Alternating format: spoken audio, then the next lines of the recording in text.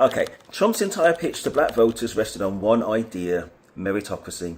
Best person for the job, no more DEI, no more quotas, no more politics, excellence rewarded, period. So let's test that claim directly.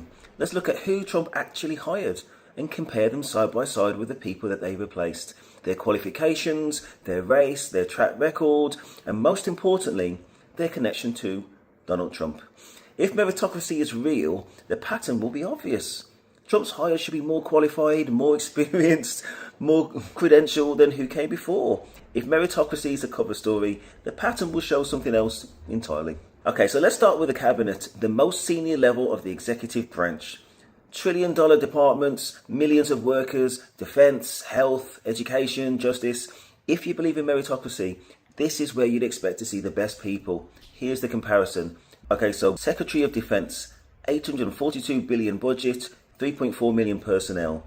Outgoing, General Lloyd Austin, the first black Secretary of Defense, 41 years military service, 4-star general, led the 3rd Infantry into Baghdad, won the Silver Star, commander of CENTCOM, Senate confirmed 93-2. Trump hire, Pete Hegseth, white, Fox and Friends weekend host from 2017 to 24, National Guard captain, ran 2 non-for-profits into deficit, sexual assault settlement, which is confidential, brought wife to NATO briefings, shared classified UN strike data on unclassified signal. His brother, an ex-podcaster, given Pentagon advisory role, confirmed 50-50 split, and the vice president broke the tie. Connection to Trump, Fox News loyalist, called for firing woke generals on air, Trump saw him on TV. Okay, the Secretary of Health and Human Services, 80,000 staff, $1.7 trillion budget, CDC, FDA, NIH. The outgoing person is Xavier Becerra, Latino, the first Latino HHS secretary. He's from Stanford Law, 12 years California Attorney General, 4,800 staff, 24 years in Congress, Health Subcommittee, confirmed with a split of 50-49. The Trump hire, RFK Jr., he's white, he's an environmental lawyer, 0 government admin experience, 0 public health background, led decade-long anti-vaccine campaign rated Lie of the Year by PolitiFact 2023. Agency, 80,000 staff, 13 sub-agencies, confirmed 52-48. Connection to Trump, endorsed Trump mid-campaign, suspended his own presidential run to back Trump, and gave cross-party credibility. Okay, Secretary of Education, Trump then moved to abolish the department. The outgoing person replaced by Trump was Miguel Cardona. He's Latino, former CT Secretary of Education, classroom teacher, education leadership doctorate, actual education experience. The Trump hire, Linda McMahon, white, WWE founder and WWE founder and executive, 2 failed Senate runs in Connecticut, 0 education background, Trump small business administrator in the first term, connection to Trump, WWE business associate of Trump, major Republican donor, loyal from first term. The next role is the Secretary of Housing and Urban Development. 36.2% of the workforce is black, by the way. Marcia Fudge, also black, 16 years in Congress, chair of the Congressional Black Caucus, former mayor, direct housing and urban development related experience. The Trump hire, Scott Turner, also black, the only black cabinet member, former NFL wide receiver, 4 years experience in Texas state legislature, ran Trump's opportunity zones. However, multiple studies found they failed to deliver for their communities. Connection to Trump, Christian community figure, provides optics for black representation, Trump's only black cabinet pick. The role of Attorney General, outgoing was Merrick Garland, white, Harvard Law, 24 years federal appeals judge, former Obama SCOTUS nominee, career DOJ. Trump hire, Pam Bondi, white, Florida Attorney General between 2011 and 19, received $25,000 from Trump Foundation whilst Attorney General. Her office declined to investigate Trump University, became vocal Trump TV defender after leaving office. Connection to Trump, defended Trump on television, foundation donation controversy, replaced Matt Gaetz after a sex trafficking investigation ended the original pick. The Director of National Intelligence, who oversees 18 intelligence agencies. Outgoing was Avril Haines, white, Deputy CIA Director, NSC Legal Advisor, from Harvard Law and Physics, career intelligence professional. The Trump hire, Tulsi Gabbard, Samoan American, former Congresswoman, zero intelligence background, met with Assad, promoted Russian-Ukraine narratives, called for parroting Russian talking points by bipartisan senators at confirmation, connection to Trump, left Democratic Party and endorsed Trump, gave cross-party optics and a TV presence. Let's look at the race column. Biden's cabinet included the first black defense secretary, the first Latino HHS secretary, the first black housing secretary. Trump's merit-based cabinet, 74% white men. One black appointment in a department whose workforce is 36% black. The connection column tells you why each person was selected, in my opinion. TV loyalty, political donations, or personal relationships with Trump. And note who was fired when Trump arrived. General Lloyd Austin. 41-year service, Silver Star, the most qualified defense secretary America's seen in decades, replaced by a man whose primary credentials was appearing on Fox and Friends. That is the meritocracy test, and it has a clear result. Now let's look at the courts, because this is where the meritocracy argument gets most interesting. Trump has reshaped the federal judiciary. The argument has always been the same. The best people, qualified, impartial, merit-based. So let's look at the most prominent example. Okay, so we're going to look at judicial appointments and judge for ourselves whether they've been appointed based on loyalty or merit. Okay, so Trump's classified documents case, the most consequential criminal case in US history. The outgoing person replaced by Trump is a randomly assigned Southern District Florida pool judge. SDFL judges under Biden, Obama, and also Trump typically had extensive trial experience, over 10 criminal trials before appointment, state court background, or senior federal positions.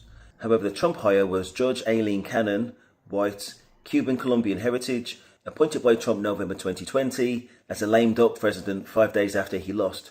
She had only presided over 4 criminal trials as judge, 14 total trial days, rebuked twice by conservative 11th Circuit in the same case. Sole judge in isolated Fort Pierce courthouse.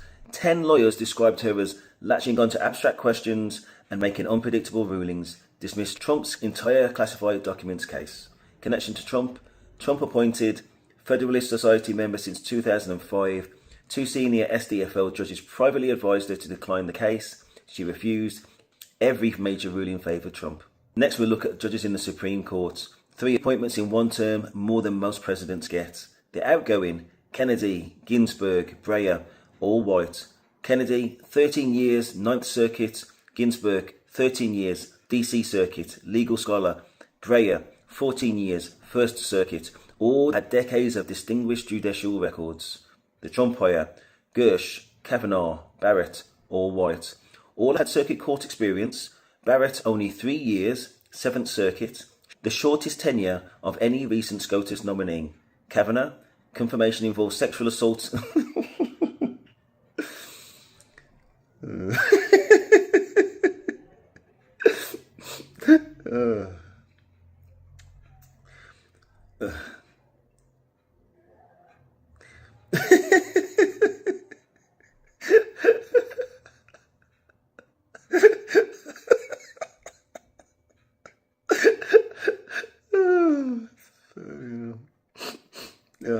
Okay. Confirmation. Oh, that's it. Okay, I got it. Confirmation.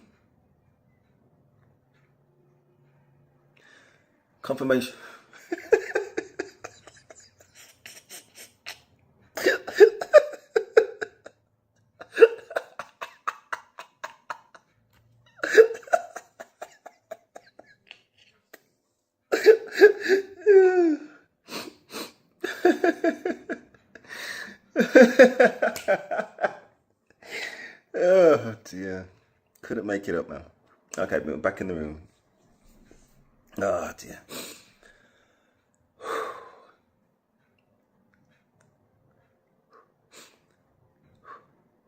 Confirmation involves sexual assault allegations, partisan hearings. Gorge took the seat. McConnell blocked from the Obama nominee Merrick Garland for 9 months. The connection to Trump. All Federalist Society members, all on Heritage Foundation recommended list. Selection outsourced to ideological vetting organisations. Okay, so Eileen Cannon, appointed by Trump in the final months of his first term, days after he lost the 2020 election in a lame duck session. She presided over 4 criminal trials, 14 total trial days. She was then randomly assigned the most consequential criminal case in American history. 2 senior judges privately told her to decline it. She refused. She was rebuked by the conservative 11th Circuit, not only once but twice. She ultimately dismissed the entire prosecution. The man who appointed her got the ruling. The public got a judge whose independence was in question before the case began. Is that the best person for the job? Is that what happens when the appointment process selects for loyalty? Okay, next I'm going to talk about the nepotism network, the family business of government. The anti-nepotism law was written in 1967 specifically because Kennedy appointed his brother as Attorney General. Congress looked at this and said, we can't have this. Trump didn't want to stretch that principle. He broke it. And in his second term, he went further. His Department of Justice issued a new legal opinion on Inauguration Day to get around the anti-nepotism statute so that Jared Kushner could be appointed. Let me show you the family web. Okay, senior White House advisor for Middle East peace, opioid crisis, criminal justice reform. The outgoing, replaced by Trump, career diplomats and specialists, various State Department career officers with regional expertise, language skills, and decades of diplomatic relationships for each portfolio. The Trump hire, Jared Kushner, white, real estate developer, inherited property empire from his convicted felon father, no government experience, no Middle East, opioid, or criminal justice background, failed to disclose $1 billion in loans and security clearance forms. Trump ordered security clearance override over CIA, FBI objections, used personal server, made $82 million outside income while serving, left to found affinity partners, $2 billion from Saudi sovereign wealth fund. Connection to Trump, Trump's son-in-law, anti-nepotism law reinterpreted on Inauguration Day specifically to allow this appointment. The next role, senior White House advisor, women's entrepreneurship, workforce development. The outgoing, policy specialists, various career policy professionals with relevant experience. The Trump hire, Ivanka Trump, white, fashion brand executive, brand later closed, reality TV personality, no policy or economics background, used personal email for official business, hundreds of emails, probable Presidential Records Act violation, received Chinese trademark approvals the same day she dined with President Xi, made $82 million in outside income jointly with Kushner while serving. Connection to Trump, Trump's daughter, anti-nepotism law reinterpreted specifically for her, first presidential child to hold active policy-making role. The next role, US ambassador to France and Monaco, post previously held by Benjamin Franklin and Thomas Jefferson. The outgoing would be a career diplomat or senior political figure.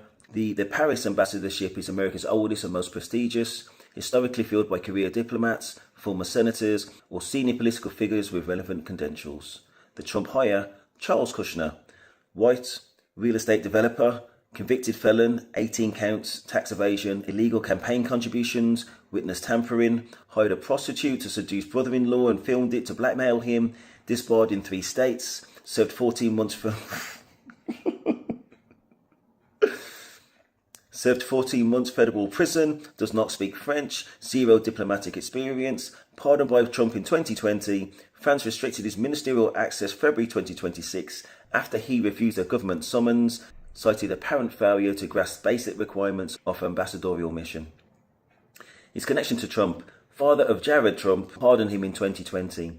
First convicted felon to serve as US ambassador. Relationship, father-in-law's father-in-law of the president. Okay, the next role is senior advisor to Arab and Middle Eastern affairs. State Department Arab affairs specialists. Regional experts with language skills, State Department training, and existing diplomatic relationships. The Trump hired is Massad Boulos, Lebanese-American, Lebanese-Nigerian businessman, founded food company in Lagos, 0 diplomatic or government experience. The connection to Trump, he's married to Tiffany Trump, Trump's younger daughter, father-in-law of the president's daughter. The next role is Pentagon Senior Advisor. The outgoing person would be a career defense professional, so it could be various Pentagon senior advisors, typically military backgrounds, security clearances, policy clearance. The person hired by Trump is Phil Hegsteth, white, previously worked in podcasting and media relations, no military experience, no national security background, accompanies Defense Secretary Pete Hegsteth to congressional meetings and foreign trips. Connection to Trump, brother of the Defense Secretary Pete Hegsteth, hired by his own brother who was appointed by Trump. Okay, let me make this concrete. Jared Kushner was appointed White House senior advisor a role that required rewriting the anti-nepotism law to allow it. He was given Middle East peace, the opioid crisis, and criminal justice reform. He had no experience in any of these areas. While serving, Trump ordered his security clearance despite CIA and FBI objections. He failed to disclose $1 billion in loans on his clearance forms. After leaving office, he founded a private equity firm that received $2 billion from the Saudi Sovereign Wealth Fund, a government he had dealt with in his White Office role. The firm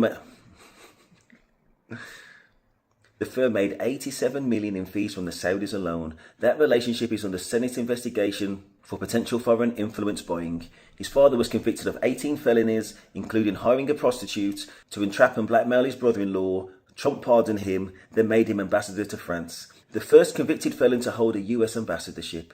France has now restricted his ministerial access because he refused a government summons. Chris Christie, who prosecuted Charles Kushner, called his witness tampering scheme one of the most loathsome, disgusting crimes I have ever prosecuted. That man now represents America in Paris. And the administration that did this is telling black Americans that the problem is people getting jobs based on who they are. Okay, so next I'm going to look at the military purge. Who got fired and who got hired. So the role: Chairman, Joint Chiefs of Staff, the highest ranking US military officer. General C.Q. Brown Jr., black, only the second black officer to hold the role, 39 years service, F-16 combat pilot, confirmed as Air Force Chief of Staff 2020, unanimous vote, confirmed as Chairman in 2023, bipartisan majority, fired 6 months into a 4-year term. The Trump hire is General Dan Kane. He's a white retired general recalled specifically after Brown was fired. No public profile comparable to Brown, chosen after Hegseth cleared out leadership. Connection to Trump: Brown was fired because Hegseth said any general involved in DEI woke shit has got to go. Brown had spoken about his own experience of racism in a 2020 video. Hegseth then publicly questioned whether Brown's career was earned on merit. The next role is the Chief of Naval Operations, first woman to ever hold the role. The outgoing was Admiral Lisa Fanchetti, a white woman, career naval officer, commanded in Afghanistan, Bronze Star, 2 Legion of Merit medals, Naval War College president. A retired Rear Admiral publicly described her as spectacular. After Franchetti's removal, there were 0 female 4-star officers remaining in the entire US military. Hegseth had publicly opposed women serving in combat roles, called Fanchetti a DEI hire in his book, and that's despite her Bronze Star, Afghan command, and unanimous praise from superiors. Connection to Trump: called a DEI hire despite a distinguished career, removed as part of the same purge as Brown.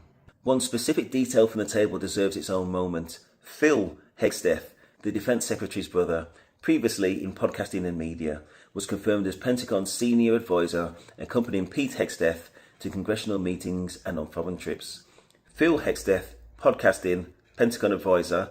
Meanwhile, the Tuskegee Airmen's photographs were being deleted from Pentagon databases in a DEI keyword purge. More than 26,000 images flagged for removal, military history involving black and women service members erased, the people who served and bled and broke barriers deleted, the Secretary of Defense's brother with a podcast background, senior advisor. That is who gets erased and who gets elevated, and it's all being done in the name of merit. Let's stand back and look at the full picture. DEI is discriminated because it means people get in positions based on who they are rather than what they can do. So let's look at what Trump's appointments were actually based on. Television loyalty: Pete Hegseth on Fox News.